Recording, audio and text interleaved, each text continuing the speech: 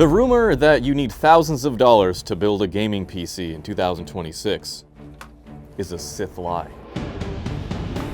Kinda. I get asked all the time, what video card should I get for 1440p gaming, 4K gaming, and I don't have $1 million, what should I get? This, the 9070 XT. And I've written this email so many times, I said, you know what? I'm making a video on it. This is the video card you want if you want to maintain 4K gaming, 1440p high-end gaming under $1,000. This is it. And the one right here is made by ASUS. It's the ASUS Prime OC model. You don't have to get the OC model. The OC model only adds like 1 to 3% performance, but it comes in white. Now, it's not uncommon to find these on crazy sales. So right now, at Micro Center, you can get one for $730. This exact card, but just in black. $730. Compared to its closest competitor, the 5070 Ti, for over $1,000. This outperforms the 5070 in rasterization. It outperforms the 5070 Ti in a few things, which is insane because the 9070 XT costs hundreds of dollars less. Which is why I recommend this guy, again, for 1440p gaming, 4K gaming. The 5070 Ti, if you use DLSS, yes, it can surpass it, but I'm a raw performance guy. Okay, I like my actual frames. But this does have FSR 4.1, so you can do some sweet upscaling if you want some more frames. Let's open this up.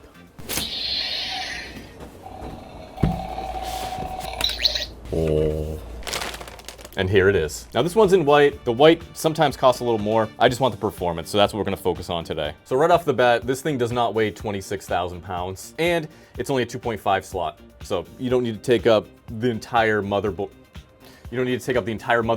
So that's one of the immediate benefits of the thing is you have a video card that can do 4K and it doesn't take up 26 slots. Now I can talk about this video card until I'm blue in the face here, but what's the point of that? I'm gonna take you home with me. I'm gonna change into my pajamas, and I'm gonna show you the actual performance of this video card because that's what you guys care about. So let's do it. And here we are. Did you miss me? Wait. Hey, well, how'd you get up? Okay, and whatever. So this is my current setup, okay? I have a 4090. Now, I was lucky enough to get the 4090 shortly after it launched for about $1,600. Now, one of my beefs with the 4090 is this guy. Thankfully, mine hasn't caught fire yet. Which is why I'm very grateful that the 9070 XT has 3 8-pin connectors instead of Captain Fire Hazard over here. And like I said before, this thing takes up so many slots, whereas 9070 XT, ta-da. You don't know how good it feels to ditch this thing. When I say I'm a budget guy, you can see I am cheap. I am a cheapskate. I'm the authority when it comes to recommending cheap budget things that actually work. And since this card specifically isn't too heavy, you don't actually have to use a GPU anti-sag bracket. So I'm leaving mine like this. My SSD, however, does need an anti-sag bracket in the form of a piece of cardboard because I'm cheap. Let's actually use this thing. What are you looking at? In fact, I'm so cheap, I can't even afford a side panel.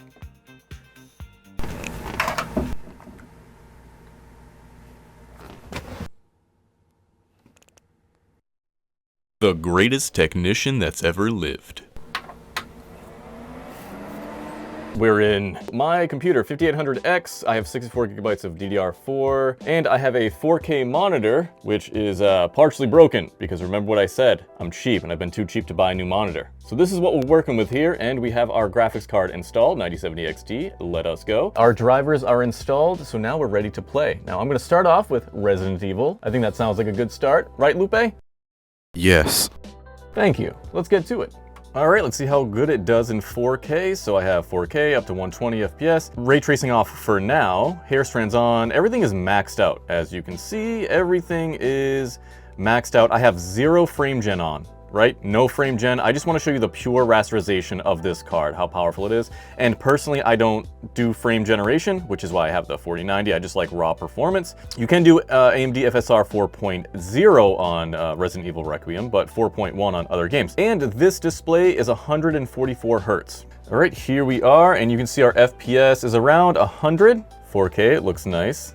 Even during these really detailed cutscenes, you can see the FPS still maintains above 60, which at these settings is super impressive for a card that costs less than 800 bucks. Now with ray tracing on medium, that's where the FPS starts to take a little hit, but it's still completely playable. So this is about 60 FPS. I mean, really ray tracing comes down to personal preference. I usually just disable it straight up, even with my 4090.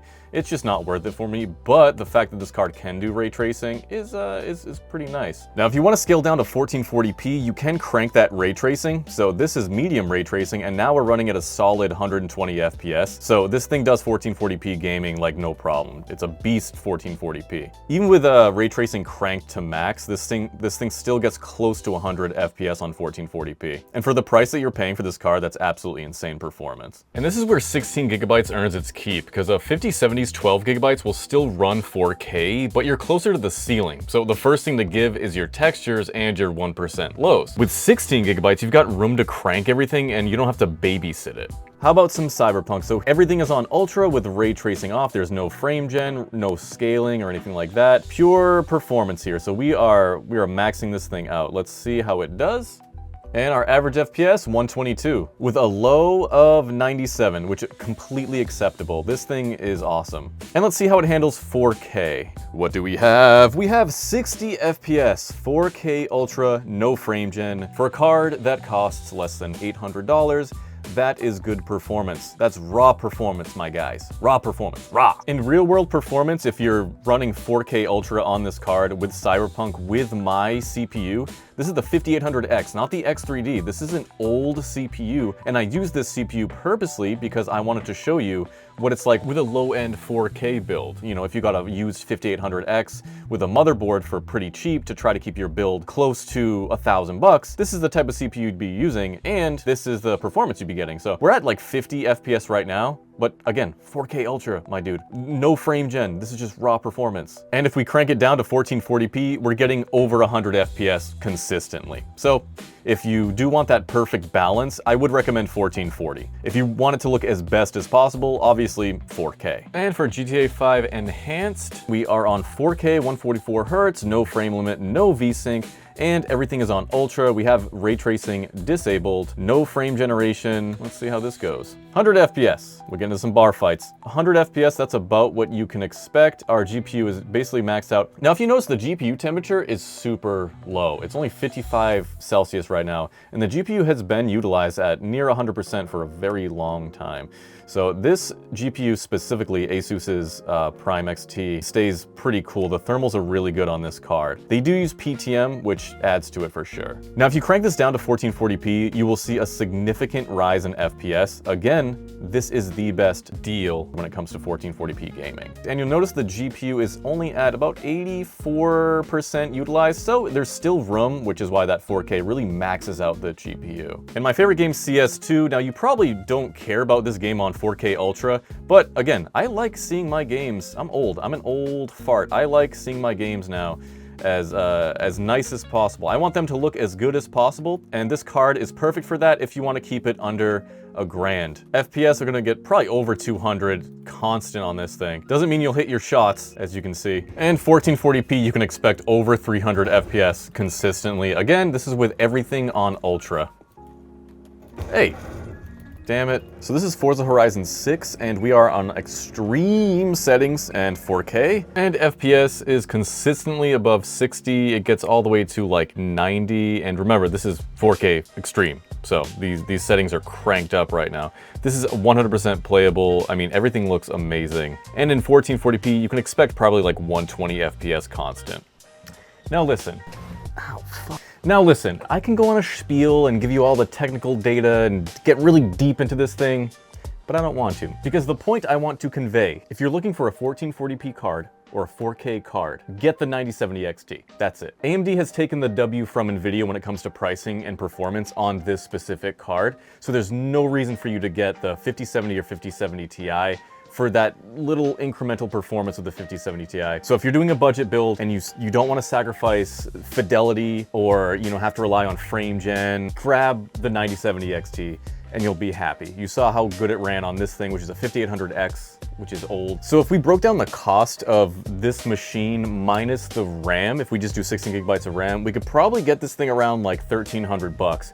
Probably cheaper if you go on Facebook Marketplace or something and get an older CPU. But for 4K gaming or 1440p gaming, that's still viable. And I hope I got my message across. Now, I do want to shout out thank you to Asus AMD for giving me this card, or for letting me borrow this card to make this video. It's a video I've been wanting to make for a very long time, but I literally couldn't get my hand on this card. So thank you guys for that. And let me know in the comments what you guys think and whether or not you'd be using this card or what you'd go for the price. Thank you. Yes.